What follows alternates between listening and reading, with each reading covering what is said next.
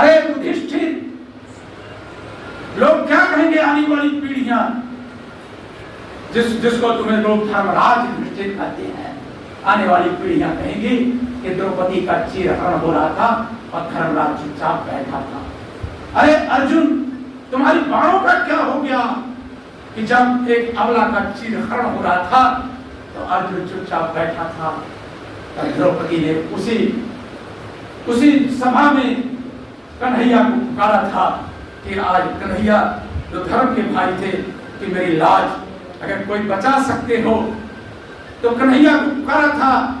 और कन्हैया ने जाकर के जो हमारा धर्म ग्रंथ कहता है कि चीर दुर्योधन जो भारत की द्रौपदी का चीर हरण कर रहा था, कन्हैया ने चीर इतनी बड़ी बढ़ा दिया कि वो थक गया, लेकिन द्रौपदी की लाज को कन्हैया ने बचा दिया। ये हमारा इतिहास है। हमारी पीढ़ियां कहते कि तुम्हारे नेता पर हमला हो रहा था, तुम कायरों की जमात में बैठे थे, तुम्हारा इतिहास तुम्हें माफ नहीं करेगा। तो संग्राम यादव तो सत्रौलिया की जनता के आशीर्वाद से उत्तर प्रदेश की विधानसभा में आउटसोर्सिंग वाले लोगों के बारे में बोलता है। यहाँ उत्तर प्रदेश के अंदर 9 लाख ऐसे लोग हैं जिन्हें 50, 60, 70 हजार वेतन मिलना चाहिए, जिनकी परमानेंट नियुक्ति होनी चाहिए, लेकिन सरकार के कारण आज वो हमारे गरीब तबके के लोगों को परमानेंट नियुक्ति नहीं मिल रही है। हमें जो अवसर मिलना चाहिए, आज हमारे अवसर को रोका जा रहा है। हम वर्तमान में जी रहे हैं। हमारा अतीत, बाबा साहब लंदन में पढ़े, बाबा साहब अमेरिका में, कोलंबिया में पढ़े, बाबा साहब बागी जी कहते एशिया नहीं, बाबा साहब स्टैच्यू ऑफ नॉलेज थे, ज्ञान के भंडार थे बाबा साहब। एशिया नहीं, पूरी दुनिया में बाबा साहब से बड़ा विद्वान कोई नहीं था। और बाबा साहब से बड़ा विद्वान, या जब मैं आपके हाल में बैठा हूं तो आप देखो डॉक्टर लोहिया ने क्या कहा था कि गरीबी के खिलाफ लड़ाई एक धोखा है। गरीबी के खिलाफ लड़ाई एक धोखा है। जब तक जाति और लिंग के आधार पर भेदभाव के खिलाफ लड़ाई ना। हमारे नेता सदैव मुलायम सिंह यादव ने कहा, समाजवादी पार्टी बख्शीश की राजनीति नहीं करती, समाजवादी परिवर्तन की राजनीति करती। आप बताइए, दिल पे हाथ रख के। प्रमुख जी बैठे हैं या यहाँ सब लोग बैठे हैं। स्वर्गीय चाचा जो सत्रौलिया के इतिहास पुरुष में ब्लॉक हुई थी, हमारे पिताजी की सेवाएं आपके बीच रही हैं। उतनी बड़ी सेवा कोई कर ही नहीं सकता, न वैसा कोई समूह बना सकता है। जब किसान बालिका में मेरी उम्मीदवारी हो रही थी, आदरणीय श्री बर्मन यादव जी ने कहा था, तो मैंने उस समय भी कहा था, आज भी कहता हूं कि संग्राम यादव उनके चरणों की धूल के बराबर भी नहीं है। कोई काम वाम नहीं बचा है। बैठे हैं कि हमारे गौड़ जी चितुनी के रामसवत गौड़, क्या इनका बेटा सरकारी सेवा में नहीं? क्या लक्ष्मण कन्नौजिया बैठे हैं ऋषभ झंडा सरकारी सेवा में नहीं? क्या संतराम उन्होंने काम में भूख, ये सही है कि सरकारी नौकरियां देकर के भूख खत्म नहीं किया जा सकता, लेकिन मैंने कई काम का इतिहास देखा कि अगर सरकार प्रयास न की होती तो हमारे लोगों के अंदर हीनता आ जाती। हीनता आ जाती कि सरकारी नौकरी हमारे लिए नहीं बनी है, इसीलिए तो नेताजी को बदनाम किया। जब नेताजी ने कहा था कि दौड़ लगा लो, माननीय अखिलेश यादव ने कहा दौड़ लगा लो, और जो दौड़ में आगे निकल जाए उसको पुलिस की भर्ती में शामिल कर लो। तभी लोग क्या कहते थे कि ये लोग जाति विशेष की राजनीति करते हैं। हमारे जो नकल पे आज जो इतना बड़ा जो हम गांव और संचार संस्थाएं नेताजी बना लेते, तो हमारे नेता को बदनाम किए कि ये तो जाति के नेता है। याद रखना, बहुत वर्ष लग गया। अम्बेडकर साहब, अभी देखना, आप तो सब जाति के लोग बैठे हो। आज से 20-25 साल दिनेश भारती जी कुछ जाति के लोग बनाते थे। हमें नहीं करना चाहिए, नहीं करना चाहिए। आज बताओ, देश में होड़ लगी है कि नहीं लगी है? मोदी जी अलग ट्वीट करेंगे, राष्ट्रपति अलग ट्वीट करेंगे, पंडित जी अलग करेंगे, ठाकुर साहब अलग करेंगे, यादव जी अलग करेंगे, गौड़ जी अलग करेंगे। समाज का हर तबका कहेगा कि संविधान निर्माता बाबा साहब के चरणों में सत नमन। ये कहेंगे कि नहीं कहेंगे? और नेता किसका बनाते थे? दलित के नेता। अरे वो दलित के नेता नहीं थे, वो सबके नेता थे, वो राष्ट्र के नेता थे। ये बदनाम करते हैं, ये बदनाम करते हैं, हमको भी बदनाम करते हैं। हमारे नेता माननीय अखिलेश यादव को जाति का नेता बताते हैं। बताओ वही नेता था, 108 चला दिए, 100 डाइव चला दिए, एक्सप्रेसवे बना दिए, उत्तर प्रदेश के अंदर बुनियादी परिवर्तन करने का, विश्वविद्यालयों से लेकर महाविद्यालयों तक संतोष डॉक्टर बैठे हैं। अब तो कोई छात्र नेता नहीं है, कोई शासन का चुनाव ही नहीं रह गया। अब आप कहते थे मैं क्रांति ला दूंगा, कहाँ गई नौजवानों की क्रांति, कहाँ गई? श्रवण जी आप छात्र नेता रहे, अध्यक्ष रहे, पौध तो खत्म हो गई, खत्म हो गई शासन की पौध। और आप कहते थे कि हम ईंट से ईंट बजा देंगे। अरे जालिम ताना सालों में भय पैदा कर देंगे। आप कहाँ से ईंट से ईंट बजा देंगे जब शासन खत्म हो गया, आंदोलन। इसी तरह से इनकी नजर है। आज कह रहे कि 1 नेशन 1 इलेक्शन, वो नहीं चाहते कोई लक्ष्मण वर्मा हो जाए, वो नहीं चाहते सिकंदर राज का कोई गांव का प्रधान हो जाए, कन्हैया गांव में कोई चुनाव लड़ ले। वो तो अब तो यही कह रहे हैं 1 नेशन 1 इलेक्शन, क्योंकि उन्हें अच्छा नहीं लगता कि गांव गांव विनोद मौर्य जी एक गांव गांव नेतृत्व कर रहे, वीरेंद्र जी। हम वो चाहते हैं कि रंगा भारत बना, राजतंत्र ला। अब बदनाम किसको करते हैं? हमको करते हैं। हमारे नेता माननीय अखिलेश यादव को बदनाम करने के वो कंपनी पकड़ी गई है, उस कंपनी से लिखवाते पढ़वाते थे। और याद रखना, जिस छत्रपति शिवाजी की बात करते हैं, उस शिवाजी की फौज का सेनापति मुसलमान था। कौन कौन हमें इतिहास के पन्नों पर न उठाएं, हम इतिहास को पलटना ही नहीं चाहते, हम इतिहास पलट देंगे। याद रखना, तो हम वही सुनाएंगे। ये हिंदी के विद्वान लोग बैठे हैं कि मांगी नाव ने केवट आना, कहा प्रभु मरण नहीं करना। इसकी व्याख्या कोई हिंदी का विद्वान करे लो, हमें लोग पढ़ाना छोड़ दें। हमारे साथ भेदभाव होगा। यहाँ बैठे जो पीढ़ी है, मैंने इस पीढ़ी को क्यों बुलाया? संख्या बहुत कम है, मैं मानता हूं, लेकिन सोच और पहल को स्वीकार करना चाहिए। मैं किसी गैर का इतिहास यहाँ बताने के लिए नहीं खड़ा हुआ हूँ, मैं अपने पुरखों के इतिहास के पीछे आया। आप भी राष्ट्रपति का दरवाजा खुला था, क्या क्या आरोप लोग लगाते थे, अपने लोग कहते थे, अपने लोग आपके बारे में बोलते थे। तो मैं कहता था जिस दिन वो जान जाएंगे, आज तो किसी को राज यादव के लिए राष्ट्रपति का दरवाजा नहीं खुलता, और आप ही के लिए नहीं खुला था, बिहारीपुर के शर्मा जी के लिए भी खुला था, प्रमुख जी शर्मा जी के लिए भी खुला था, जय श्री। हमारी पहल को ये जातवादी पहल मानते हैं और लाभ सब लेते हैं, ये केवल बदनाम करते हैं हमको, आपको। और हम आप सब उनके कहने में लगता है कि हमारे हैं, लेकिन उसी तरह से आपके नहीं है जिस तरह से कुरुक्षेत्र में कृष्ण ने कहा था कि हे पार्थ, रिश्तों के जंजाल में मत फंसो, ये अधर्म के रास्ते पर हैं। आज धर्म नीति यही करती है, राजनीति यही करती है, सामने से बाण चलाओ। और इतिहास यही तो बात कहते हैं कि ये मरे हुए लोग हैं, तुम्हें तो इतिहास में अपना नाम दर्ज कराना। यही बात मैं लोकसभा के चुनाव में आपके बीच एक बार नहीं कई बार कहा था, इसी हाल में भी कहा था, जब इनकी दोगलापन वाली मीडिया हम सबको कंफ्यूज करती थी, तो मैंने कहा था, इलेक्शन वोट पड़ने के बाद भी मैंने कहा था परिषद के कार्यालय में, जब कहते थे 4-5 सीट जीतेगी, तो मैं कहता था हिम्मत मत हारना, उत्तर प्रदेश के अंदर बड़ा परिवर्तन है अखिलेश यादव जी के नेतृत्व में, और परिवर्तन आपके सामने तो आया। सबसे बड़ी समाजवादी पार्टी बन के गई, और आज भी समाजवादी पार्टी का विश्वास दिन प्रतिदिन बढ़ता जा रहा है, दिन प्रतिदिन बढ़ता जा रहा है। अभी तो आपको लगता होगा बहुत से नेता भाषण देते हैं, वो ऐसा बोलते हैं जैसे चुनाव बहुत सन्निकट हो।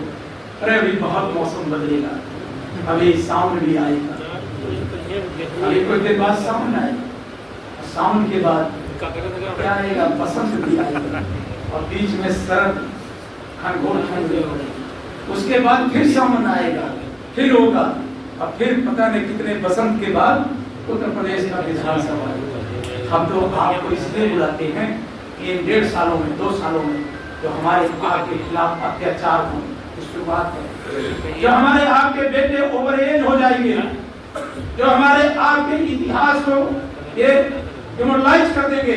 अभी तो पंचायत के चुनाव है आने वाला है, अभी उसके लिए भी समय है कि हमारे लोग कहीं डिमोरलाइज। हमारे पिताजी जब आदरणीय बर्मन जी थे, तो मैं बैठता था इसी में, तो बाबूजी एक बात बोलते थे कि को राजा हो हमें कहानी छेड़ चराए न बरबर। तो बाबूजी ये बात बराबर कहते थे, और बाबूजी ये बात कहते थे कि आधा पेट खा लो लेकिन अपने बेटे को पढ़ाओ, सम्मान की जिंदगी जो। हमारे नेता का यह शब्द है कि स्वाभिमान स्वमान, स्वमान में कौन है? आप ही तो गुरुजी है, हमारे मान तो आप ही हैं। और आप ये सोच के घर बैठ जाएंगे कि हम तो सेवानिवृत्त हो गए। अकेला संग्राम, अकेला चना भाड़ नहीं फोड़ता। प्रमुख जी चिल्ला दे, प्रोफेसर साहब चिल्ला दे, राजेंद्र कामले, हमारे प्रमोद निशा जी, हमारे दर्शिक भारती जी, तो लोग कहेंगे ये तो समझवादी हैं।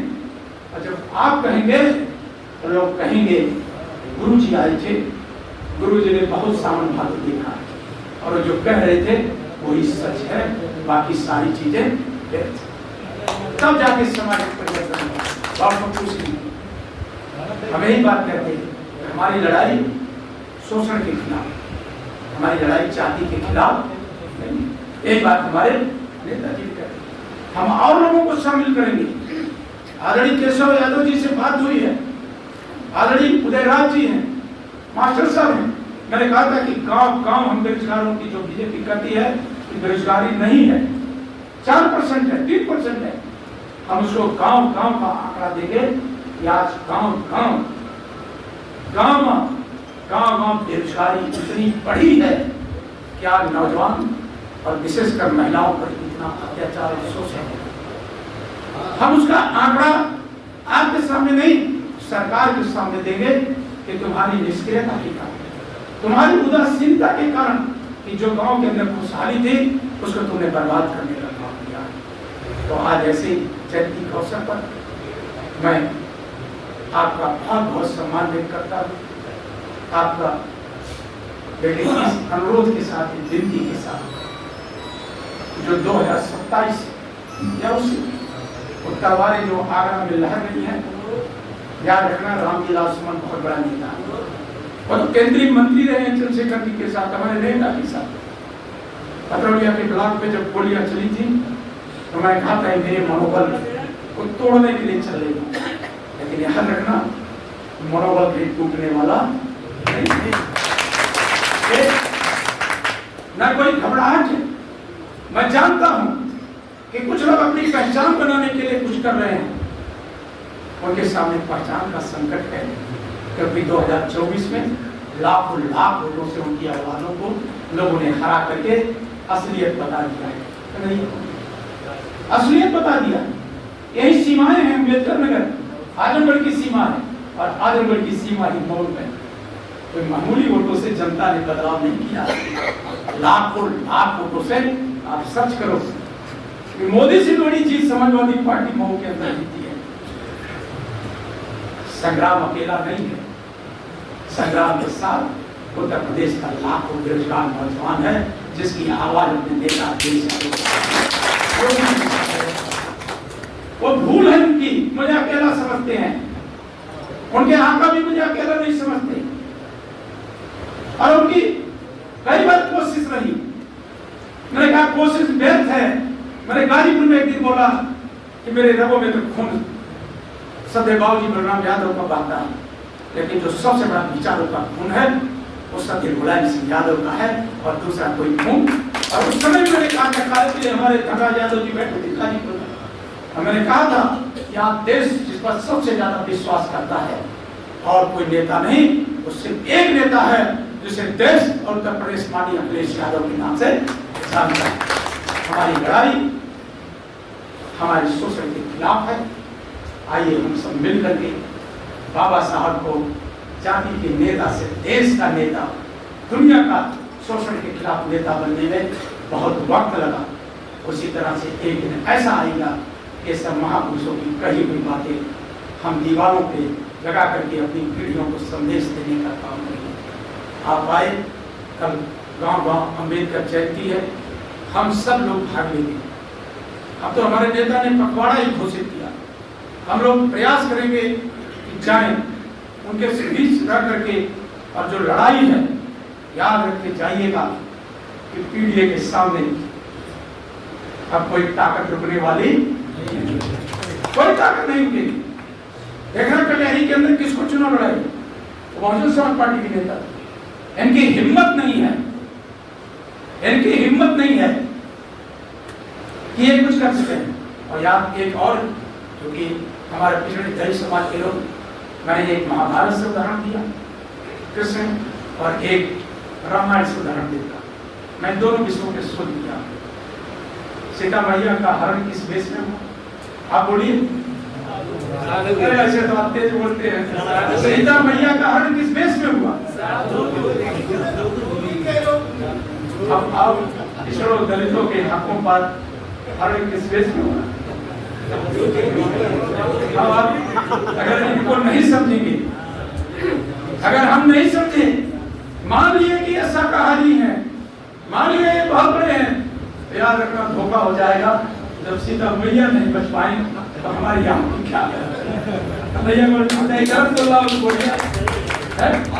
तो ये तो मैं तो कहा नहीं रहा हूँ, संग्राम यादव तो कहा नहीं रहा। एक गुरुदेव बैठे पढ़ाते थे कि सीता मैया को रावण ने साधु के वेश में हर लिया। आज तक आप यही चिल्लाते चल रहे हो, तो बताते चल रहे हो रामलीला में जहां जहां कि सीता मैया का हरण साधु के वेश में, यही बात तो मानिए अगले ठीक करते हैं। जिसको राष्ट्रवादी समझ रहे हो, जिसको सोच रहे हो कि देश की प्रगति के रास्ते पे ले जा रहा है, ट्रिलियन इकोनॉमी बना रहा है, ये बहुत बड़ा भक्त है, वही तो आपके हरण को मारने का काम कर रहा है। वही तो आपके बेटों को नौकरी से घर से खत्म कर रहा है। वही तो प्राइमरी स्कूल बंद कर रहा है। वही तो शिक्षा को प्राइवेट हाथों में दे करके आपके बेटों को पढ़ाई से वंचित कर रहा है। वो हमको आपको दिख रहा है। तो आपका इतिहास जो है इसको बारीकी से पढ़ोगे, तो आप जब बारीकी से पढ़ेंगे तो निषाद ने प्रभु राम से कहा था, जब न्याय मांग रहे थे तो निषाद ने उससे संवाद किया था, जिसको आप हम सब करते हैं केवल राम संवाद। उसमें यही तो कहा था, इमागी नाम में केवल आना कहा प्रभु मरम। भगवान किसके पास गए थे? सबरी के पास ही तो गए थे। और सबरी के बारे में क्या कहा गया कि अपने बैर जो है मीठे। तो ये हर एक हर कथा अनंता, हमें उस इतिहास के उस मोड़ पे नहीं जाना है, लेकिन हमें एकजुट कैसे बने, कैसे एक आवाज बने, और आवाज बन करके पूरे देश में केवल एक बात हो कि जो बाबा साहब के संविधान की बात करेगा वही उत्तर प्रदेश पर। और 85 की लड़ाई नहीं है, 90 और 10 की लड़ाई है। ये 90 और 10 ये तो मानवर साहब ने उसमें वर्गीकरण किया था। मानवर साहब बहुत विद्वान आदमी थे, उन्होंने 85-15 कहा था, लेकिन हमारे नेता माननीय अखिलेश यादव ने कहा कि 90 और 10 की लड़ाई है। और इस लड़ाई में बताइए 90% के लोगों, आप दर्शक दीर्घा में बैठना चाहते हो कि आप शासक बनना चाहते हो? आप फैसला सुनाइए। जब आप शासक बनना चाहते हैं तो शासक बनने के लिए आपको अपने गांव में अपने लोगों को खड़े लगा करके एक भाईचारे का संदेश देना है। यही समाजवादी पार्टी के राष्ट्रीय अध्यक्ष माननीय अखिलेश यादव जी का बाबा साहब की जयंती की पूर्व संध्या पर उनका निर्देश था, जिसको हमारे सभी नेताओं ने आपके समझ रखा। मुझे आशा और उम्मीद है कि हम बाबा साहब के रास्ते पर चल करके, डॉक्टर लोहिया सदैव मुलायम सिंह यादव, मानव काशीराम साहब के रास्ते पर चल करके एक मजबूत उत्तर प्रदेश और राष्ट्र बनाने में अपनी भूमिका का निर्वहन करेंगे। आप सबका बहुत बहुत